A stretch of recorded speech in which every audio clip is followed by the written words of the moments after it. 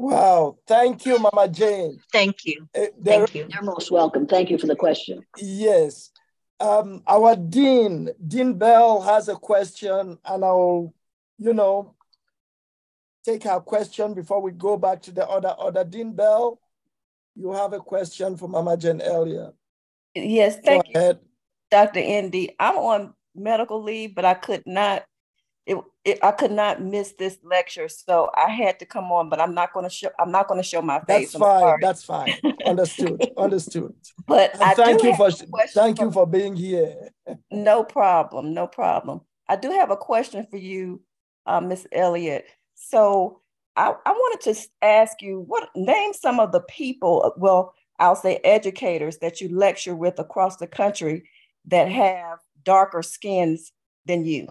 Like what people that you lecture with that talk about that have the same passion as you. Give us some names so I can look them up, and so we can look at some of their writings as well. Oh my goodness! Read Bell Hooks, whatever Bell Hooks is. Okay, written. Bell Hooks, right? Read whatever. Oh, Zora Neale Thurston has written. Read whatever. Oh, who was the woman who wrote? Oh Lord, go to my website. Download the printed materials. Download the bibliography. I could run you through a whole mess of books, and you don't have time for that. Michelle Alexander. Read The New Jim Crow. Read Gordon Allport's The Nature of Prejudice. Read Garlinda Burton's Never Say Nigger Again. Oh, Lord. Read Kenneth Clark's Prejudice in Your Child. Read Robert Cohen's The Color of Man. Read read this one, Martin and Malcolm in America, written by James Cone. Read Ellis Cose's Colorblind. Read Ellis Cose's Rage of a Privileged Class. Read Vine Deloria's Custer Died for Your Sins. There's probably a hundred. If I wrote down all the books that I read. Ms. Elliott, I wanted to ask you, who has actually gone with you to lecture, like what you're doing now? Nobody goes with me to lecture. No, I thought not. I was just wondering about that. No. So number one, people are willing to hire me, a white woman, to say things, but they will not allow a person of color to say the same things. That's exactly what I wanted to hear. Hey, if a person of color went with me, they are taking their life in their hands, and I know that, and so do they. Right. And when they ask me to speak someplace, I say to them, "Look, have a white male introduce me. Don't put yourself in that position. There's no reason for you to risk your life again to have me come to your campus. Have a white male introduce me, because I get better reception if some pale, stale male introduces me instead of some brilliant person of color." Right.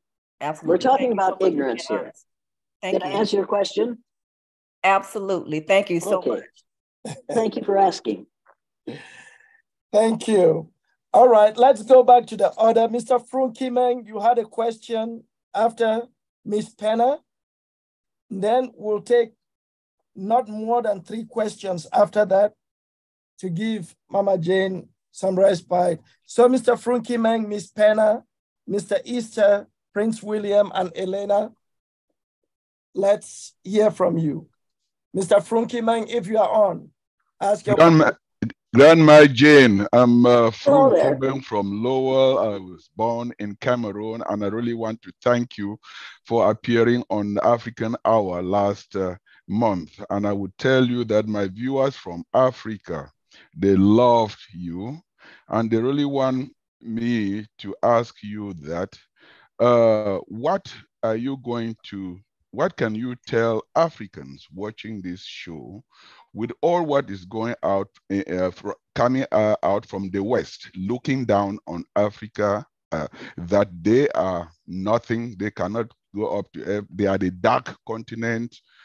So that some of them listened to the audio, they couldn't, when they saw the video, they could not believe it was a white grandma talking the way you are talking. And they really pray for you. And that's the question I want to really ask you. What would you tell your passionate viewers and audience from Africa? Don't believe a damn word that you hear out of people who say we are superior because of the color of our skin. And don't go to church and believe that Jesus looked like the picture we have of Jesus. He didn't. Realize that we are speaking from ignorance, self-imposed ignorance. The truth is out there if we would just go after it. But we are not encouraged to learn the truth in the United States of America about skin color, because we are scared to death that if we tell the truth, people who have been on the receiving end of this nonsense are going to do unto us as we have done unto them. So what you have to do is discount most of what you hear coming from this country, or if it's talking about racism or about race, because there's only one race. And we still haven't gotten that message into all the people in this country. It's going to get to them. It's going to get there. But in the meantime, you're going to have to put up with their self-imposed ignorance, because you get encouraged and you get rewarded in this country for being ignorant about the topic of race. You get rewarded handsomely for keeping your mouth shut about it and just going along to get along. I am angry about what is still happening and the things that are still being said in this country about Africans. If the book, Nile Valley Contributions to Civilization, isn't present in every classroom in the United States of America, I'm going to raise all kinds of nonsense, because this has to stop.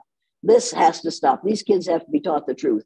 They have to be taught the truth about the people who were here and who are their ancestors. We have to teach the truth. And in Africa, you have to ignore the lies that you're hearing coming from the Western world and say to students, that isn't true. Let me show you what the truth is. You see this magazine right here? You see this book right here? You see this tape right here? Here is the truth. Here's what was happening 6,000 years before Donald Trump and company were even alive. You have to teach African children the truth, because you cannot believe what they are learning from what they hear from Western and European civilization. It isn't true. That's the way it is. But we have our ministers, our college instructors all teach the same crap that isn't true, because that is what they have been hired to do, is to maintain the status quo. We have to teach children for the future instead of lying about the past to make the present good for some of us and really bad for the rest of us. We have to teach the truth. And you have to teach your African students the truth, regardless of what they hear on the television, regardless of what they hear in their anti-social textbooks. You have to teach them the truth. In order to do that, your educators have to learn the truth.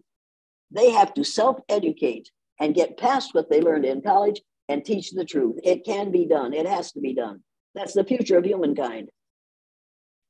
Thank you very much. And I would like, if I may convey the prayer of my ancestors, to wish you that God should endow you with wonderful health, and that you are a godsend, and continue doing what you are doing, Grandma. Thank you very much. Wait a minute. Don't wish me long life and good health.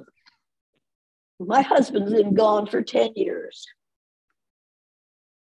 I would give anything, including life itself, to be where he is. I will stay here and do this work as long as I absolutely have to. But when I'm no longer able to open my mouth and say something honest or remember what I need to say, then I know that somebody will say to me, if I go to Washington State, Mrs. Elliott, it's possible for you to go on away. I know that, and I'll take advantage of that, because if I'm no longer useful, then I don't need this and you don't need me. But as long as there's a racist bone in the body of somebody running this country, I will be there to defeat that racist bone, because that is the job of all of us, to destroy the idea of several different races and the superiority of one. We're all one race. And I will say that until my dying breath, which is, I've been threatened with having it end a whole lot sooner. However, we have to get over the idea of several different races, and it's up to you and me and people like us, because we are 30th to 50th cousins, to refuse to tolerate the intolerable. We absolutely have to do that. And I'll do that as long as I live. And so will you, because you have no choice. No, Well, thank you. But without somebody who looked like you, there would not be somebody who looks like me.